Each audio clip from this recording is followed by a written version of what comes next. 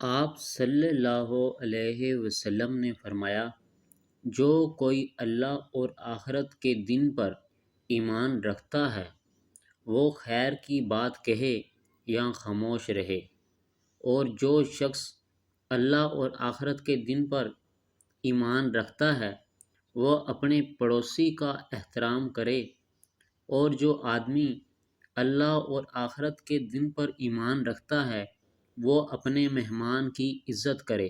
رسول اللہ صلی اللہ علیہ وسلم نے فرمایا، مہمان نوازی 3 دن ہے اور خصوصی اہتمام 1 دن اور 1 رات کا ہے، اور کسی مسلمان آدمی کے لیے حلال نہیں کہ وہ اپنے بھائی کے ہاں ہی ٹھہرا رہے حتیٰ کہ اسے گناہ میں مبتلا کر دے۔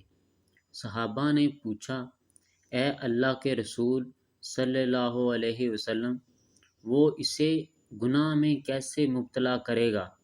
آپ صلی اللہ علیہ وسلم نے فرمایا، وہ اس کے ہاں ٹھہرا رہے اور اس کے پاس کچھ نہ ہو جس سے وہ اس کی میزبانی کر سکے تو وہ غلط کام کے ذریعے سے اس کی میزبانی کا انتظام کرے۔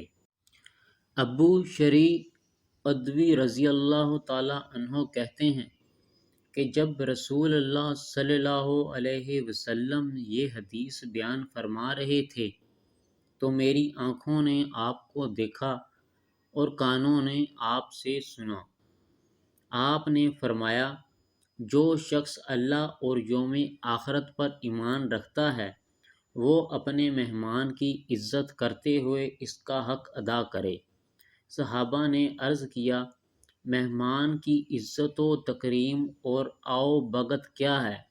آپ نے فرمایا، 1 دن اور 1 رات، اور مہمان نوازی 3 دن تک ہے، اور جو اس کے بعد ہو وہ صدقہ ہے۔ جو شخص اللہ اور یوم آخرت پر ایمان رکھتا ہو وہ اچھی بات کہے یا خاموش رہے۔